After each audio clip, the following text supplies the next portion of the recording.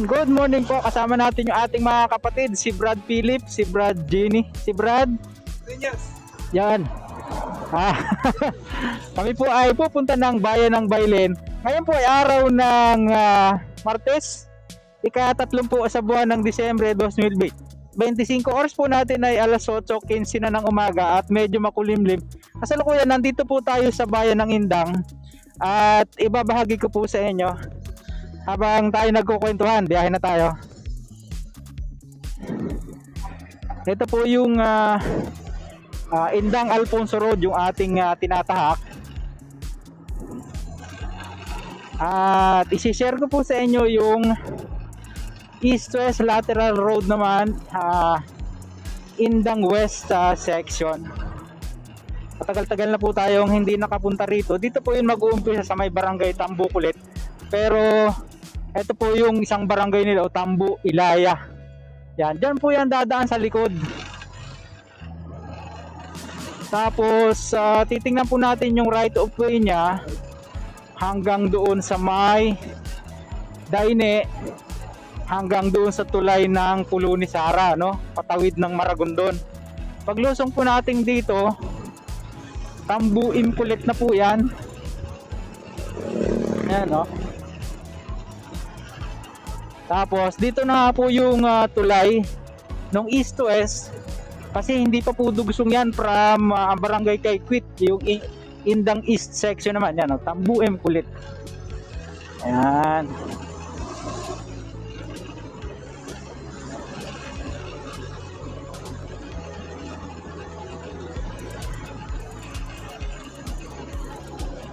Hero road widening siya, oh. Ayan, oh. O, diba?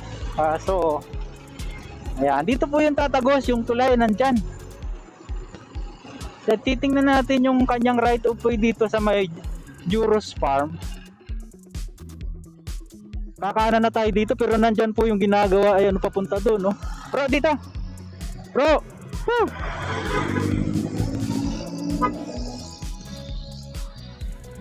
Bro! Dito tayo!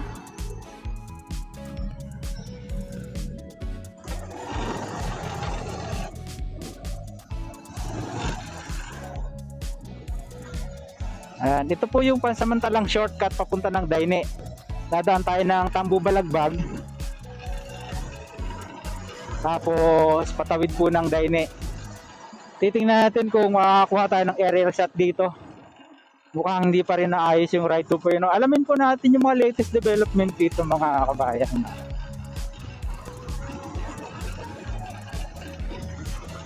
Samantalahin natin habang hindi pa umuulan. Medyo makulimlim kasi yung panahon. Ito na yan, no? Big sabihin, nagputik din to ng mga nakakaraan nag-uulan, ano?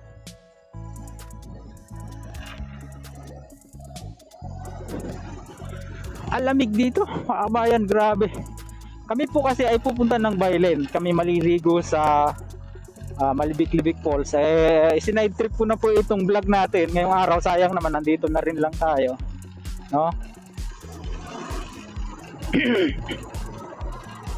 Ayan.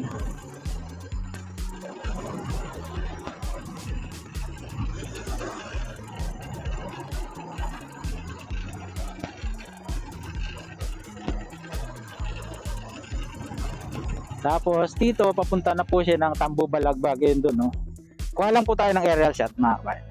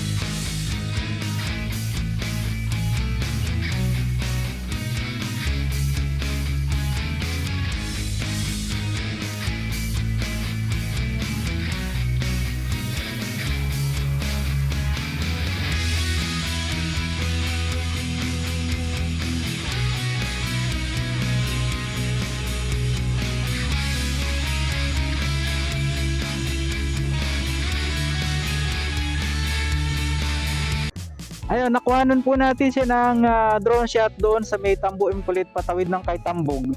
Eh medyo maulap lang. Wala pa rin pong gaanong movement dito. Then maya maya makita nyo yung kuha ng drone natin dyan na yung may kaprasa pa siguro mga 100 meters na hindi pa nadaanan, hindi pa nabungkal. Sagingan pa, tingnan natin kasi nung nakaraan nilagyan po ng barbed wire yun kaya hindi makatawid. Yun sana ang pinakamalapit, tara pa, yun sana ang pinakamalapit na daan patawid ng Daine. Pero titingnan po natin kung kaya na, kung may daan na, no? Uy, farm resort.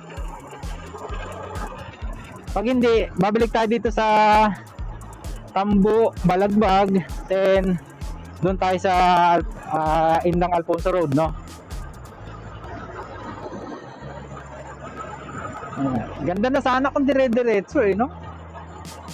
Ang bilis lang ng biyahe.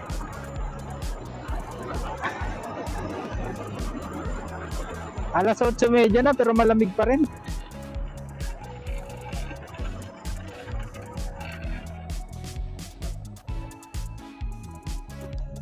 Bro, titingnan ko kung bukas na. Sisenya siya ko kayo pag pwede na. Pag sarado pa, dito tayo dadaan. Diyan lang muna kayo, ha?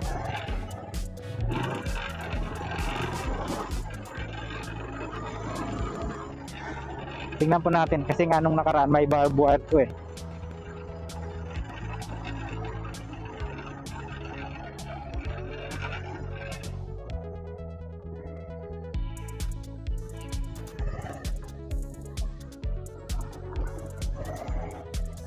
Ayan, no?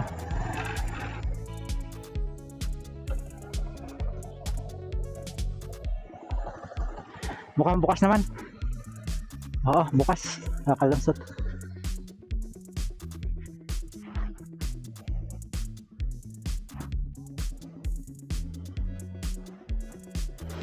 Ayan. Kinawain ko yung mga kasama ko kasi nga kung sarado ito, babalik tayo doon sa Tambo Balagbag. Babalik tayo ng Indang Alfonso Road. Para lang hindi pa balik-balik na eh.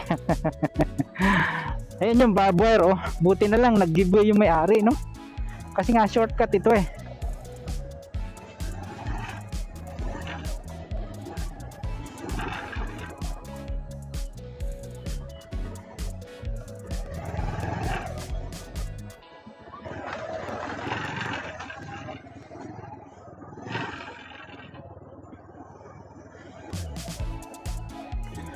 Mukhang kutakot-takot ang putik dito nung nakaraan, ah. Kita nyo naman, oh. Nadadaanan na talaga siya. Maiksi lang po ito eh. Itong ride po yung natatagal na nito, di ba? Kung maalala nyo, na-vlog na natin to dati.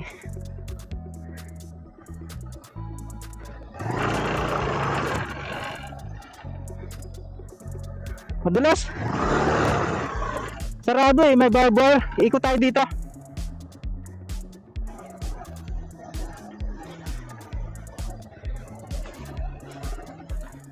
Yan, may barbed wire pa ron.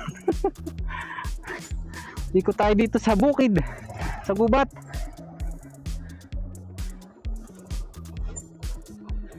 Dahan-dahan lang pa, madulas.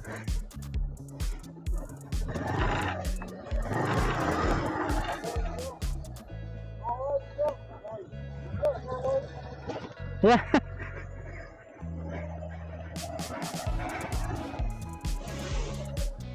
Madulas, basa. Dahan-dahan lang po, madulas.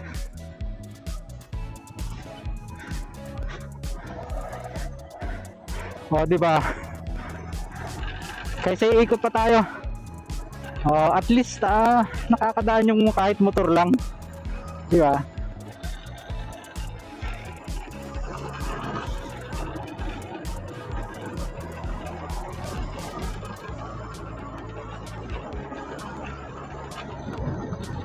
Naiwan na sila. Ayan, oh, gawa na. Ito yung tulay na ginagawa dati. Okay na siya. May pintura na nga. May road markings na rin. Pagtawid po niyan, Daine na. Diba napakalapit? Wala pang gaanong movement. Ayun, alamin po natin yung ginagawang tulay doon, yung kabaak ng tulay diyan sa Pulo ni Sara, patawid po ng Maragondon. Ang ganda dyan, kuha ulit tayo ng aerial set doon.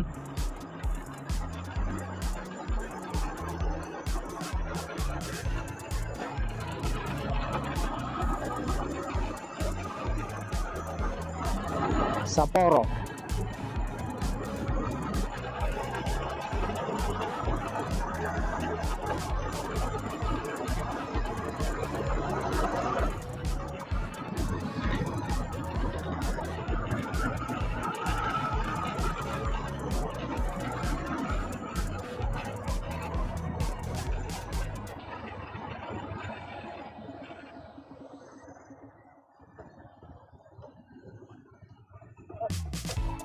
Ay bro, kung umikot tayo doon, dito tayo lalabas. Medyo malayo lang. Ayan, dine na po ito. At magmula dito, napakaganda na ng kalsada patawid doon sa ano, sa Maragondon. Diyan sa Pulo ni Sara. Ayan, no? Ganda ng kalsada rito. Saka may road markings nga, dati wala eh. May improve na dyan. At kung napanood nyo po yung huling vlog natin dyan sa may kay Quit, sinama po natin yung Kramsi lang, no? Bagong ispalto po yun, ganda. Ay sa akin, kahit hindi naman ispalto, basta ganito lang na maluwang yung kalsada, okay na. Passable, oo. Kaso, ang problema nga, putol-putol na, putol-putol pa. Ito po yung pinakamahabang bypass road dito sa lalawigan ng Cavite. May sukat po yung 41.62, almost 42 kilometers more or less, mga kabayan.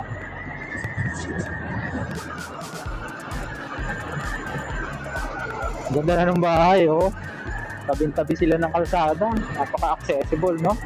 At dito mayroon po dito ang subdivision at mayroong nag-iisa-isang gasoline station.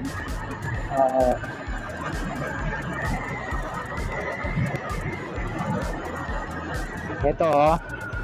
Ayan, subdivision po yan. Magkabilaan siya. East-west. Ano yun? East-west road po kasi ito. Dinadaanan natin. Ito po ay galing ng Silang patungo ng Nasugbu, diyan sa may Barangay Look. Ayan yung nag-iisa-isang gasoline station dito, oh. Sa Dati Forest. Uy, ginawa ng bago? Talaga?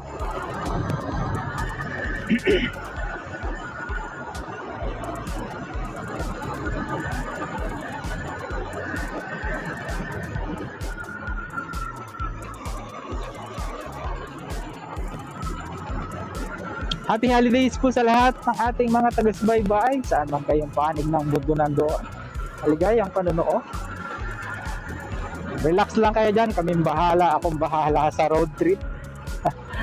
Kasalukuyan nga, dito tayo sa Cavite area, particular dito po sa bayan ng Indang, dulong bahagi ng bayan ng Indang, dito sa Daine, Barangay Daine, patawid po ng Pulo ni Sara, sakop ng Maragondon na po yan. Maragondon section ng East-West Lateral Road. At aalamin natin yung ginagawang kabiyak ng tulay dito. Passable naman siya, kaya lang siyempre yung standard size niya hindi pa, kasi nga ginagawa yung kabilang tulay. Ayan, no? Napansin nyo? Ayan. Saka may binutas sa bagong kalsada, no? Yan, no? Saan kaya ang tungon yan? Lalim, no? Maramang access road din yan. Ayan na, may mga coping beam na pala, kabayan. Oo. Ayan, no? May mga coping beam na. Taas dito. Nakakalula.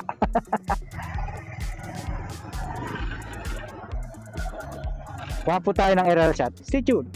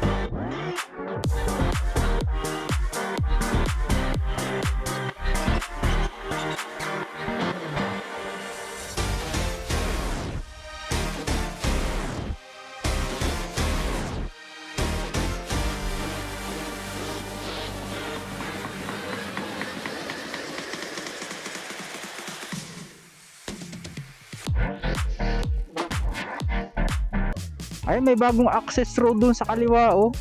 Alamin natin yan pag tagal-tagal. Tapos, silipin uli natin dito.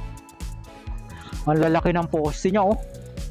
Mga pier columns yan. Maluwang kasi yung pagitan niya, eh. Maluwang, kaya pala yumuyug-yug, eh. Ayan po yung latest update dito nga sa East-West lateral road. Ito po ay tulay ng Pulo ni Sara. Patawid na tayo ng Maragondon area. Aha, pasamantala ay nagpapaalam kami sa inyo ngayong araw. Yan po yung ating latest vlog dito. Sana mga ngayon lang po napagawi sa ating pong munting channel. Huwag niyong kalimutang mag-like at mag-subscribe. Pakipindot po ang notification bell para lagi po kayong updated anytime na mag-upload po tayo ng video. Happy holidays po sa lahat. See you po on my next vlog, God willing. Hasta luego.